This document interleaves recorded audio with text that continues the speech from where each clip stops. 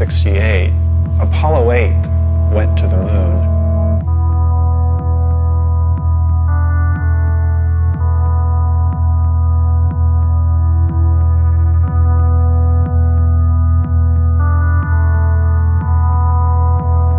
They didn't land, but they did circle the moon. And I was watching it on television, and at a certain point, one of the astronauts casually said, "We're going to turn the camera around and show you the Earth." And he did. And that was the first time I had ever seen the planet hanging in space like that. And it was profound. I think that for me, like for many other people, it was quite a shock. I don't think any of us had any expectations about how it would give us such a different perspective. I think the focus had been, we're going to the stars, we're going to the other planets, and suddenly we look back at ourselves and it seems to imply a new kind of self-awareness. One of the astronauts said, when we originally went to the moon, our total focus was on the moon. We weren't thinking about looking back at the Earth. But now that we've done it, that may well have been the most important reason we went.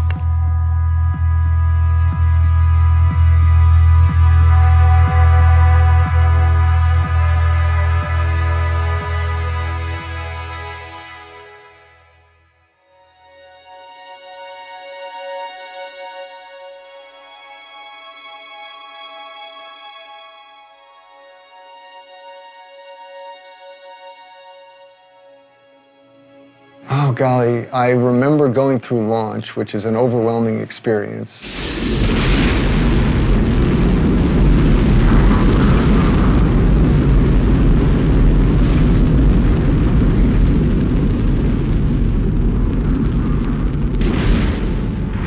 The engines cut off. I felt myself floating out of the seat. I floated over to the window, looked out, and we were coming up over the coast of Africa.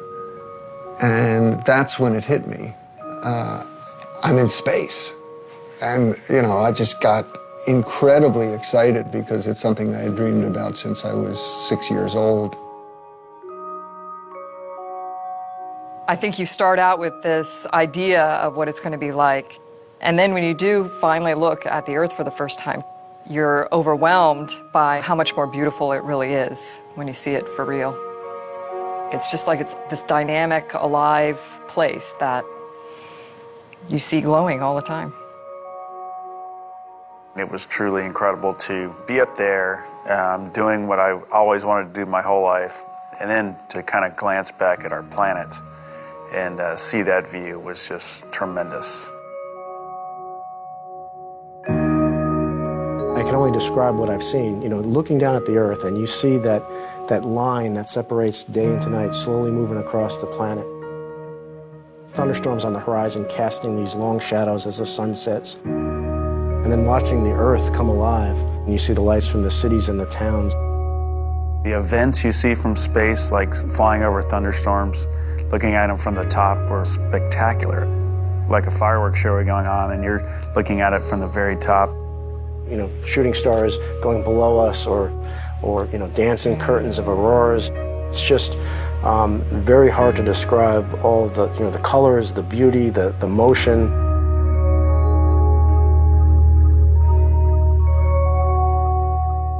My job as lunar module pilot was to be responsible for the lunar module itself and responsible for the science on the moon. So when we started home, I had a little more time to look out the window than the other guys because most of my responsibilities were completed. We were in a particular mode called the barbecue mode. So we were flying like this and rotating like that. What that caused to happen was every 2 minutes, a picture of the Earth, the moon, the sun, and a 360-degree panorama of the heavens appeared in the spacecraft window. And I had studied astronomy and I had studied cosmology and fully understood that the molecules in my body and the molecules in my partner's bodies and in the spacecraft had been prototyped in some ancient generation of stars. In other words, it was pretty obvious from those descriptions we're stardust. Well, that was pretty awesome and powerful, particularly since I had a little more time at this point to be reflective and to think about it. Awe, I think, is one of those words that you have a better understanding of once you see it, too. I felt like, you know, using the word awesome was totally appropriate when it came to describing what the planet looks like.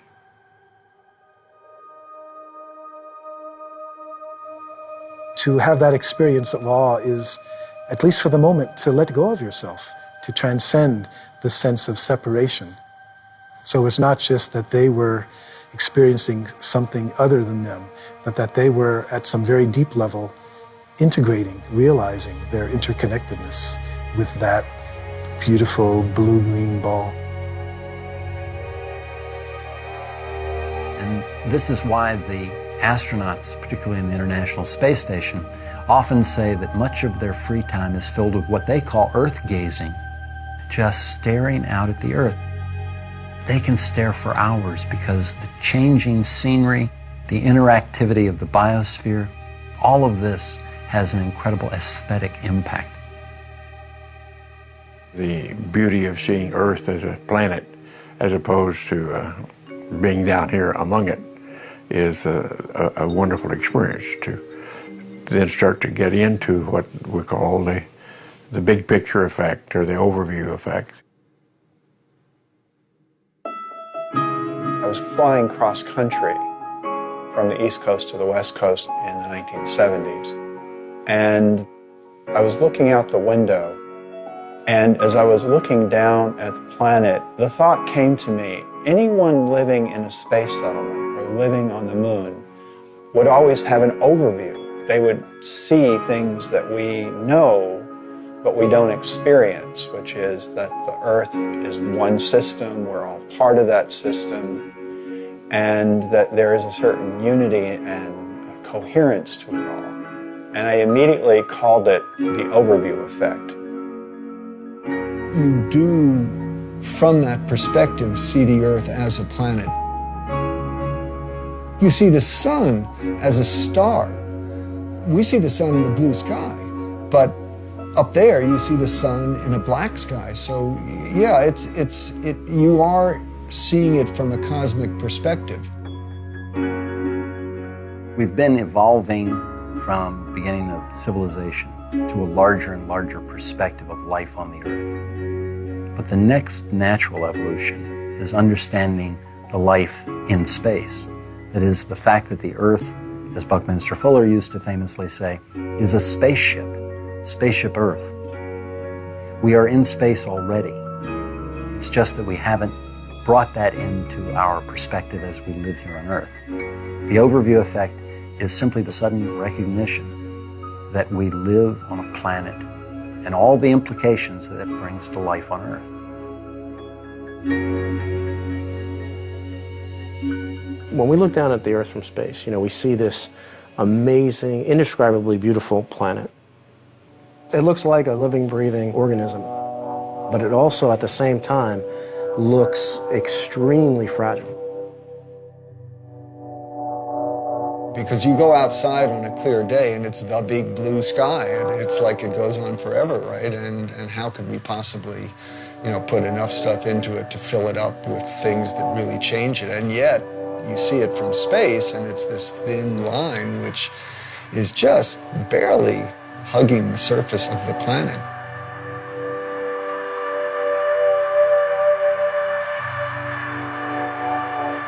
Anybody else who's ever gone to space says the same thing, because it really is striking and it's really sobering to see this paper-thin layer and to realize that that little paper-thin layer is all that protects every living thing on Earth from death, basically, from the harshness of space.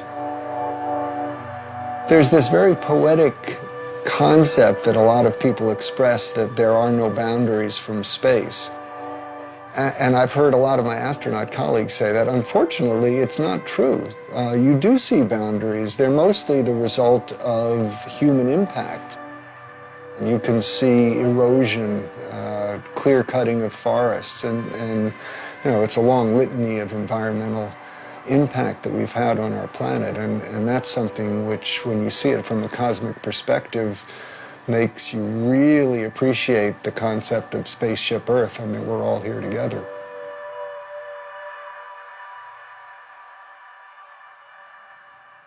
After I came back and tried to understand what this experience was all about, I could find nothing in the science literature about it and nothing in the religious literature that I looked at. So I turned to the local university and asked them to help me with what I saw.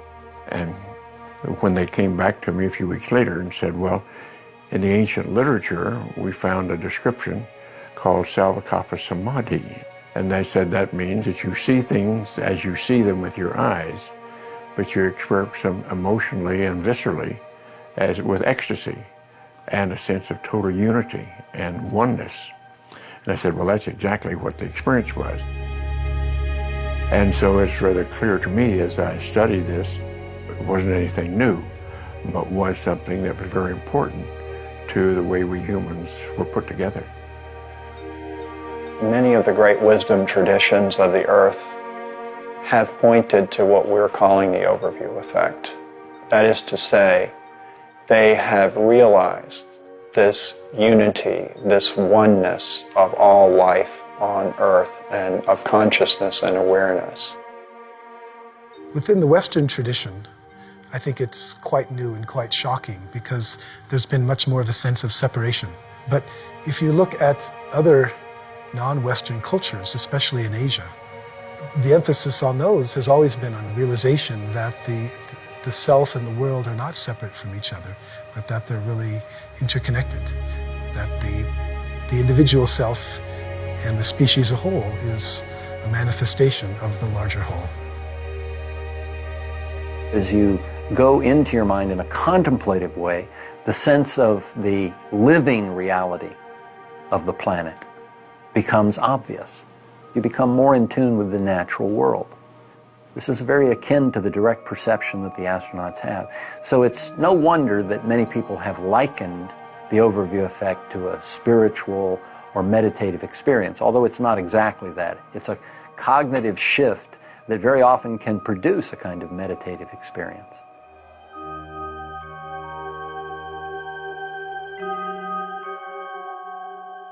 I'm sure we all interpret it somewhat differently. I know some of the fellows that go right to a religious explanation. I didn't. I went to more science explanation. And I think all that's wonderful. That's what it takes to build a civilization.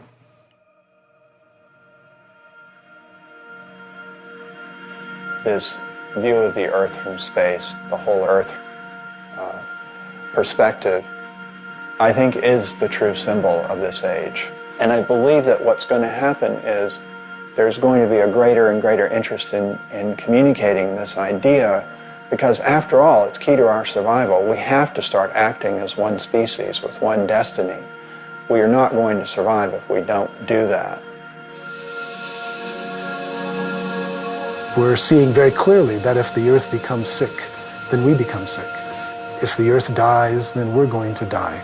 People sense that something's wrong, but they're still struggling to go back and find out what the real roots of the problem are. And I think what we need to come to is a realization that it's not just fixing an economic or political system, but it's a basic worldview, a basic understanding of who we are that's at stake.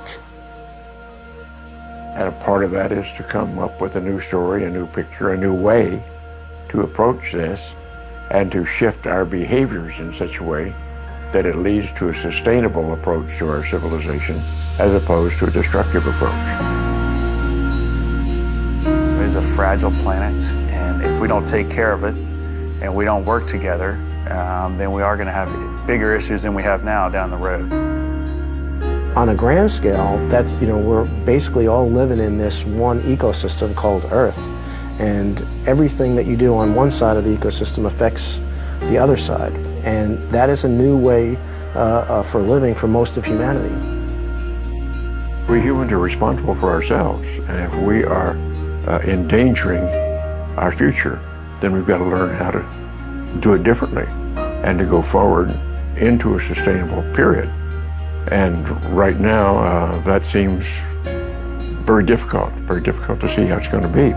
But we've got to work on it. When I was above the space station, looking down at the space station, looking down at the, against the Earth, and seeing this, amazing accomplishment, I was thinking, wow, there was 15 nations that worked together to build this amazing orbital complex in space. And if we can, take these 15 nations and do this amazing accomplishment, imagine what we can do by working together, by setting aside our differences for a common goal to overcome some of the challenges facing our planet.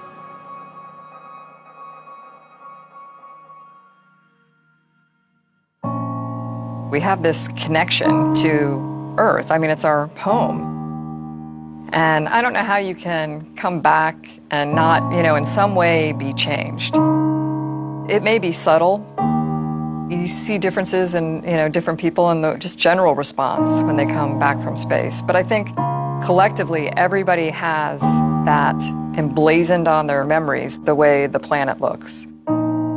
You can't take that lightly. It really, you realize that you've been blessed by the opportunity to see that. It really does look like this beautiful oasis out in the middle of nothingness. And if you have a chance for your eyes to adjust and you can actually see the stars in the Milky Way, it's this oasis against the backdrop of infinity, of this just, enormous universe behind it. And it's, really a very moving experience to be able to see that with your eyes. You look back at it and it's placed perfectly from the sun to take care of us, and you kind of take that reverse role on about, okay, well, we need to be taking care of it too, so that it can continue to do that for us. And I don't know how you can't have a greater appreciation for it after you see it that way.